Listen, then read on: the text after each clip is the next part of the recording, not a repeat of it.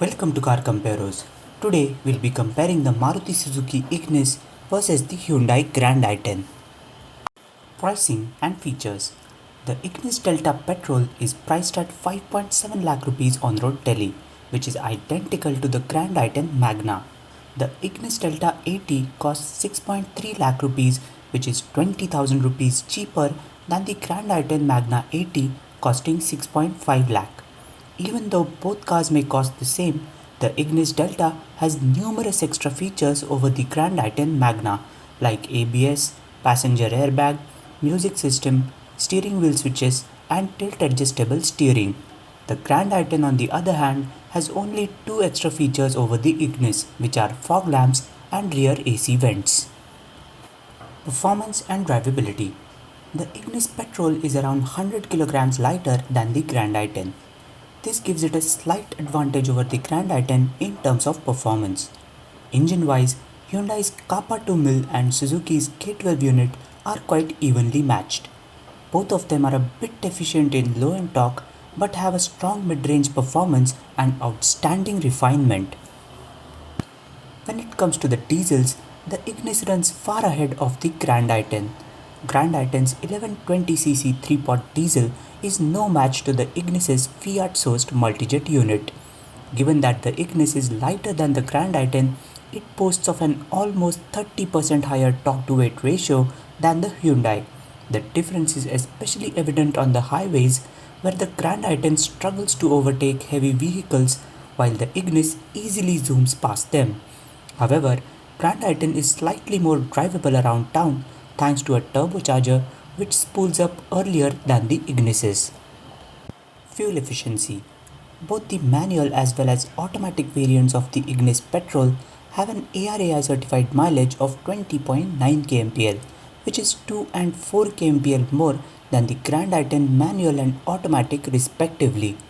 The Ignis diesels, manual as well as automatic, have an ARAI certified fuel efficiency of 26.8 kmpl, which is 2.8 kmpl more than the Grand i10 manual.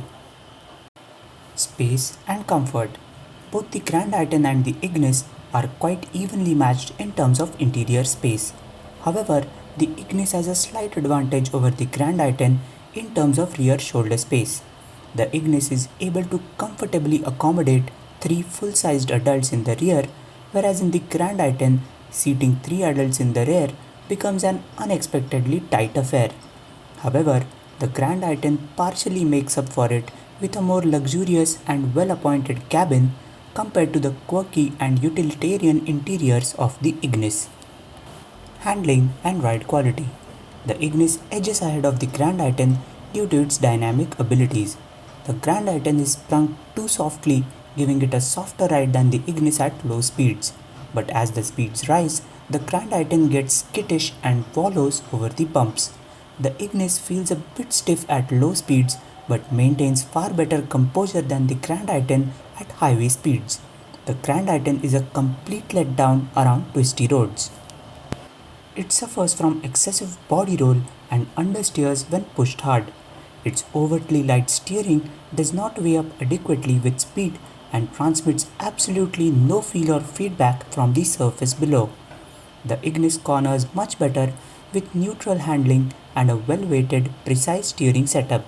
The Grand i10 also loses out to the Ignis in terms of suitability to Indian road conditions due to its low ground clearance and feels delicate while tackling rough roads.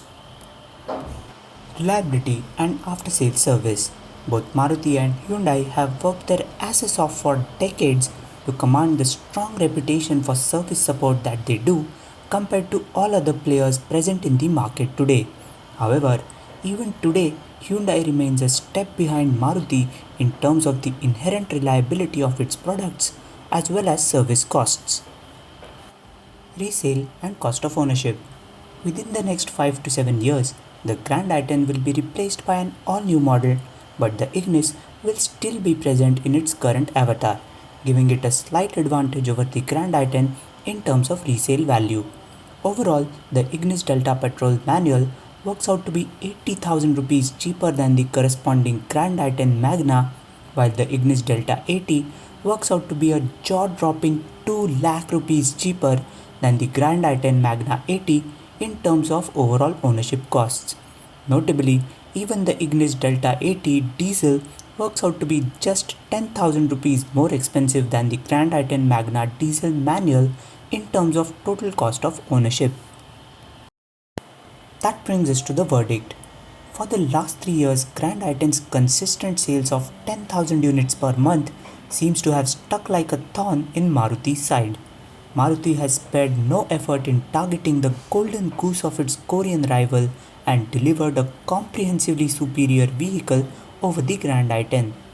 The Ignis is cheaper, has more features, is more efficient, quicker, more spacious, and has better dynamics than the Grand i10. But Suzuki didn't stop there. Suzuki has actually left no stone unturned by offering an AMT option with both their power plants. We have to hand it over to the Ignis for being the deserving winner of this shootout. The Ignis AMT diesel would be our pick of the range. It combines the overtaking prowess of the multijet diesel with the intracity convenience of the automatic transmission, making the Ignis 80 diesel the proverbial best of both worlds.